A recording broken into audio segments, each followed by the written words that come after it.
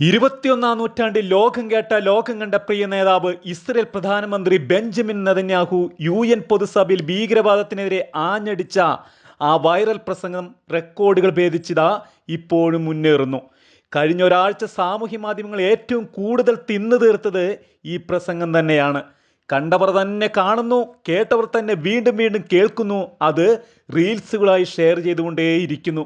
ചോരച്ചാലുകൾ നീന്തിക്കയറിയ നേതാവ്, ദേശാന്തരങ്ങളിൽ സമാധാനം കാക്ഷിക്കുന്ന വെള്ളരിപ്രാവ്, UN പൊതുസഭയെ പ്രകമ്പനം കൊള്ളിച്ച പ്രസംഗം ഇതാ യൂട്യൂബിലും ഫേസ്ബുക്കിലും വാട്സപ്പിലും ഇൻസ്റ്റഗ്രാമിലും ട്വിറ്ററിലും മില്യൺ കണക്കിന് വ്യൂവേഴ്സാണ് ഇപ്പോഴും ഫോളോ ചെയ്തുകൊണ്ടിരിക്കുന്നത്.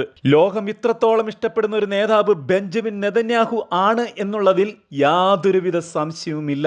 കഴിഞ്ഞ ഒക്ടോബർ 7, 2023 അന്ന് ഹമാസ് ഇസ്രയേലിനെതിരെ നടത്തിയ ഭീകരാക്രമണത്തിന്റെ കറുത്ത ദിനത്തിന്റെ 1 വർഷം പിന്നിടുമ്പോഴും ഇന്നും ഭീകരവാദത്തിനെതിരെ സന്ധിയില്ലാ സമരവുമായി ബെഞ്ചമിൻ നെതന്യാഹുവിന്റെ പോരാട്ടം അത് പരാജിതിൻ്റെയല്ല, അപരാജിതിൻ്റെതാണ്.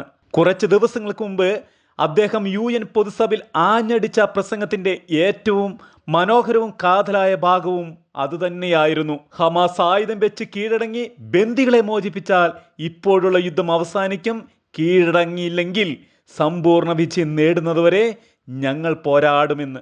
അതെ, വിജയം മാത്രം ആഗ്രഹിക്കുന്ന ആ പ്രിയ നേതാവിന് കഴിഞ്ഞ ഒക്ടോബർ 7 കറുത്ത ഓർമ്മകളിലും ഈ ലോകത്തോട് ഇന്ന് പറയാനുള്ളത് ഈ ഒരൊറ്റ കാര്യം മാത്രം: ഞങ്ങൾ ആരുടെയും ശത്രുക്കളല്ല, ആരെയും നശിപ്പിക്കുമെന്ന് ഞങ്ങൾ ശപഥം ചെയ്തിട്ടില്ല. 75 വർഷം മുമ്പ് ഞങ്ങളിവിടെ കൊണ്ടുവന്നത് മരിക്കാനാണ്. ഞങ്ങൾക്കൊരു രാജ്യമോ സൈന്യമോ ഉണ്ടായിരുന്നില്ല. 7 രാജ്യങ്ങൾ നമുക്കെതിരെ യുദ്ധം തുടങ്ങി.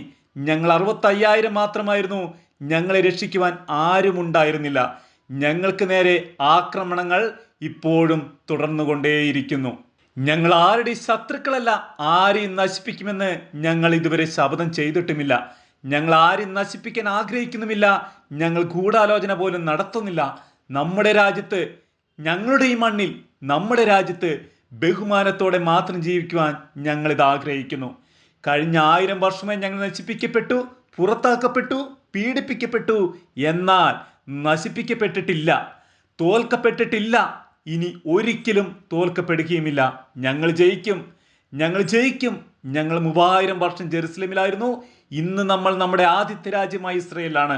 ജെറുസലേം നമ്മുടേതായിരുന്നു, നമ്മുടേതാണ്, നമ്മുടേതായി നിലനിൽക്കും.